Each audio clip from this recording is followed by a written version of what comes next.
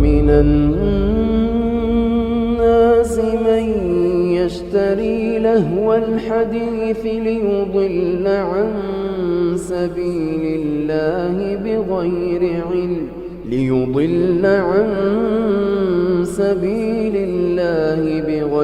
علم ويتخذها هزوا أولئك لهم عذاب مهين وإذا تتلى عليه آياتنا ولى مستكبرا كأن لم يسمعها كأن في أذنيه وقرا فبشره بعذاب أليم. Everybody likes music. Everybody enjoys music. Everybody enjoys singing and dancing and being cheerful. So why would someone say it's haram? It's very simple. To know the ruling over something, we have to go back to the Quran and Muslim. We are Muslims. We have to go back to the Quran and to the Sunnah. Do we get our religion from out of the Quran and Sunnah? No. If you go to the Sunnah, the most authentic book for Muslims, any Muslim Sunni, you would ask him, you would say Sahih al-Bukhari. This is the most authentic book on earth after the Quran. And in Sahih al-Bukhari, the Prophet ﷺ tells us that there will be people of my ummah making haram things halal. And they would make adultery, fornication. They would make silk. They would make consuming intoxicants, khamr. And music instruments halal. 4 things. The Prophet ﷺ told us that there will come people who would make these haram things halal. So the Prophet is the one who told us that music is haram. And the evidence behind it is overwhelming. There is no scholar on earth, Muslim scholar, that allows you to listen to Beyonce and Madonna and Michael Jackson and those. That is completely out because, number one, it's dirty, it's filthy, the lyrics are horrible, terrible. They encourage you to move your body and to shake your thing, as they say. May Allah forgive us, really. You move your body, you are sexually hyped up. So it's a dirty industry. Ask those who are in it. It's filthy. When you hear about music, you hear about how to attract the opposite sex, and it's all about love and all about, your emotions. And so at home you're not happy. When you go to work, you see someone you're working with and you're busy thinking, ooh, the music fits exactly here, and so on. Things are happening. People are tampering with our minds. The power that music has on humans' mind has been well documented for thousands of years. Hundreds of scientific studies have proven that music can have a profound effect on human emotions, sensory perceptions, and behavior. In 1839, Heinrich Wilhelm Dove made a fascinating audio discovery when he uncovered this strange phenomenon of binaural beats, which are special frequencies within music that affect how brainwaves behave and consequently our mood. A more recent study in 2012 by psychologist Annette Schirmer uncovered that our perception of the external world can be directly affected by musical rhythm, because our brainwaves become in sync with auditory beats. What's most intriguing about this study is that Schirmer realized that when people move in synchrony, they are more likely to perceive the world in synchrony.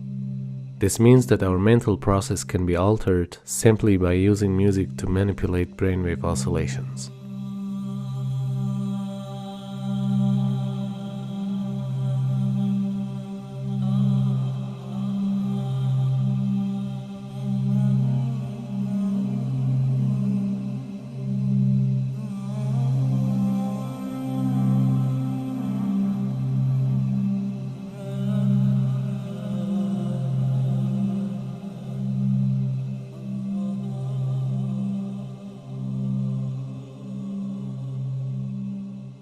Music touches the limbic system, or the emotional system of our brain, which actually, though slower than other parts, can overwhelm all of the other parts. Think about how we lose our mind when we fall in love. And we literally do, because of the power of the emotion. That being said, the music system has been very unresponsive even to industry-applied ratings. All that they had been willing to do was to put parental advisory on the outside of CDs. They would not print lyrics in a visible place. This is complicated by the fact that the Federal Communication Commission has strict limits on what can be broadcast over the air. And historically, the way popular music has been sold is through airplay. We can't expect a system to be put together that will perfectly protect us. We need to protect ourselves. We need to be aware that these media change us and affect us. And we need to actively understand what they're doing, how they're doing, and make choices of whether we want that to be done to us. I think nowadays music is probably one of the easiest means to lose your moral sense. Music is audio pornography today. That's what it is. It's explicit, it's shameless, it's vulgar, it takes your sense of humanity away from you, it makes you look at women as objects, worse than animals. And these people are talking about women like they're talking about, an animal, really. And when you constantly, listen to garbage like that, then you get deviated. And you don't find pleasure except in disobedience to Allah, and that's the sign of a sick heart. Oh yes, and music is a whole another area that employs these techniques. Popular music, all popular culture, movies, TV, music, they carry messages, and it's not just entertainment. Entertainment is not value-free. It has ideological content. It presents a worldview that influences the people who are watching or listening. So we've got this disconnect, thinking that entertainment is harmless when it's the most important delivery system of propaganda, because it influences people without their conscious awareness, and that's the ultimate in controlling people in society, is to do it without them being aware of it. Now, you can't even listen to the lyrics because they're so disgusting, right? They are so filthy. And Fakhruddin al-Razi, in his commentary, says about the verse in the Quran where shaitan, that you will try to seduce them with your voice, he says by giving them foul lyrics that their children will memorize and repeat. That's in Mafatih al-Ghayb. That was in the 13th century. So what are we doing now? This is the khutuwat of shaitan. He's taken people by degrees. 2.5 hours per day for teenagers in the United States listening to music. 2.5 hours per day. 1 in 3 popular songs now contain explicit references. The number of times an adolescent is exposed to explicit substance references, 35 per hour. They're listening to 2.5 hours a day, 35 per hour, 84 per day, 591 per week, being told about alcohol and drugs in these lyrics. These are the khutuwat of shaitan. 30,700 a year. References to drug or alcohol in songs. Pop, 9%. Rock, 14%. Hip-hop, R&B hip-hop, 20%. Country, 36%. Rap, 77%. And we've got all these kids listening to rap. This is what they worship, these Satanists, Baphomet. If you notice, he's androgynous, so it's a male-female mixture. Also making these signs. You see the signs he's making using this sign because 11 is the devil's number. Because 11 is 1 beside 1. In their numerology, they use 11 a lot, and they like multiples of 11. 11, 22, 33, 66. They like these multiples. In their magic, they know the secrets of numbers, and so they use numbers. The Prophet ﷺ, when they used magic on him, they blew on 11 knots. 11 uqda. And this is why the Mu'awwidhatayn has 11 ayahs, because it protects against their magic. So this is real stuff, people. I'm not making this up. This is real stuff. You can see Madonna imitating here Baphomet, right? Because she's one of them, and she's a numerologist. She is a numerologist. She practices numerology. Lady Gaga's got tens of millions of followers. So the devil has plenty of followers on Twitter.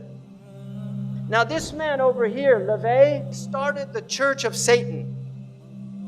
He wrote a satanic Bible, And he explained that that symbol that they're all doing, that symbol, he said, was a curse symbol of devils. That's the way they put curses on people. And you've got people at rock concerts, they're all doing it, thinking it's cool. Marilyn Manson was a follower of Anton LaVey. He has tens of thousands of people go to his rock concerts. He has them openly denounce God. Openly. He says, I want you all to reject God tonight. And they all do it. So this is real stuff, people.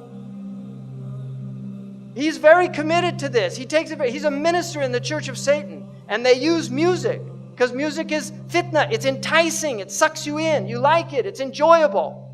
Now, here's Miley with her little horn hair. Right? What is this? She had millions of followers of little kids in America, and this is what she turned into. And if you look, you see, where did she get that? Kali, a demon from the Hindu tradition of destruction, because this is a destroyer of the innocence of youth. She has literally, she's possessed by Kali. And she couldn't stop putting her tongue out. She was even asked, why do you do that? She said, I feel compelled to do it. Because this is who's really moving things around, Kali, a demon. If you notice, they use also backwards. It's haram to recite the Quran backwards. This is well known because in magic, they recite things backwards. Aleister Crowley taught them to learn how to talk backwards. John Lennon actually knew how to speak backwards. There's recordings of him speaking backwards. And they do backmasking on their albums where they actually play things in reverse.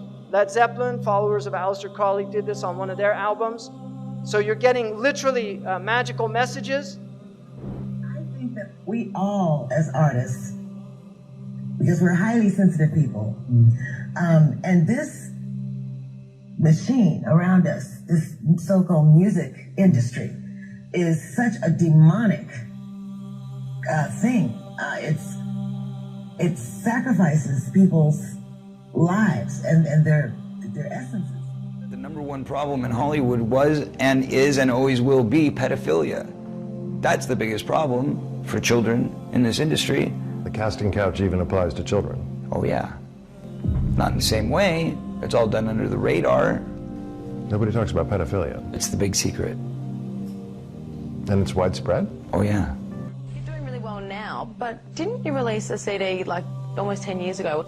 Yeah, I mean, I released a gospel record when I was 15 because I grew up in, a household where all I ever did was listen to gospel music, and my parents are both traveling ministers, and so I kind of sang about, what was going on in my life at 15, and that's how I got introduced to the music industry. Because I swear I wanted to be like the Amy Grant of music. Yeah. But it didn't work out, and so I sold my soul to the devil. I sold my soul to the devil.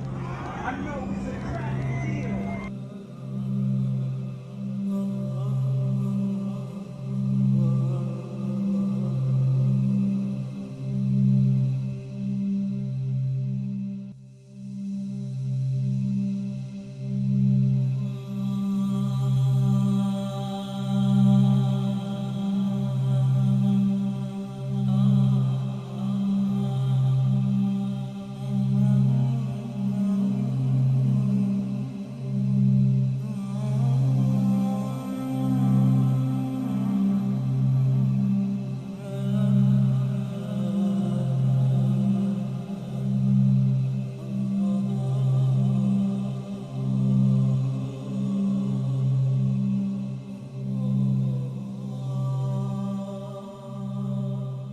Yeah, I believe in the Illuminati. There is a certain level that you get at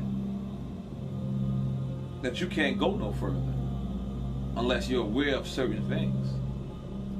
And I'll leave it at that. You know what I'm saying? There's a certain level that you get to, that there's a door that you have to walk through. And it's on you to walk through that door. And once you walk through that door, it's no problem. If your ultimate goal is to be famous, then you're gonna do a lot to get there, like sign your name in blood in a contract with the devil. Like you're gonna end up on a one-way street and it's going nowhere. Like that's just the truth. I've seen so many people like forsake their moral code and their value systems just for a little bit of fame, and it's not worth it at the end of the day. It's really not worth it. I swear to Lucifer. I swear to Lucifer.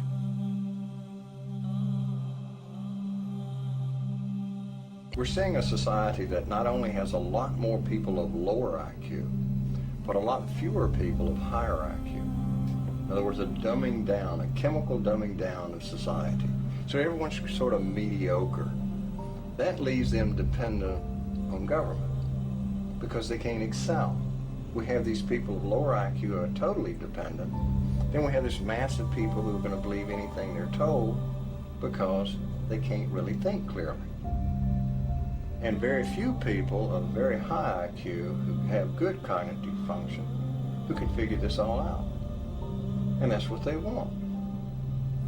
So, you know, you can kind of piece it together as to why they are so insistent in spending so many hundreds of millions of dollars of propaganda money to dumb down society.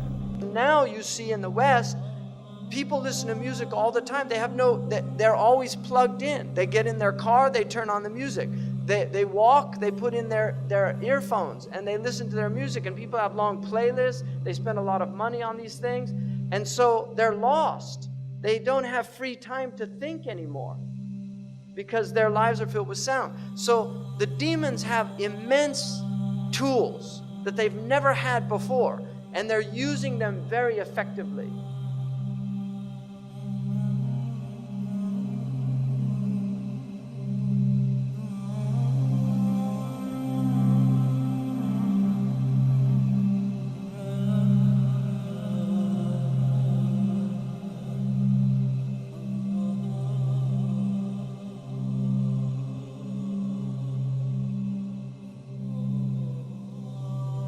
يعزف على رؤوسهم بالمعازف. Musical instruments will be on their heads. How did he know about that? That's what it says. I didn't make that up. It says they'll have ma'azif على رؤوسهم ma'azif. On their heads are musical instruments. Who would have known what that meant at the time of our Prophet ﷺ? But now we see it, all these people everywhere. Your mind is filled with their thoughts. You're not even yourself anymore. You're listening to Rihanna or Madonna or Haifa Wahbi or whoever the latest fashionable singer is. أعوذ بالله من الشيطان الرجيم. اللهم بلغ. اللهم بلغ. اللهم بلغ.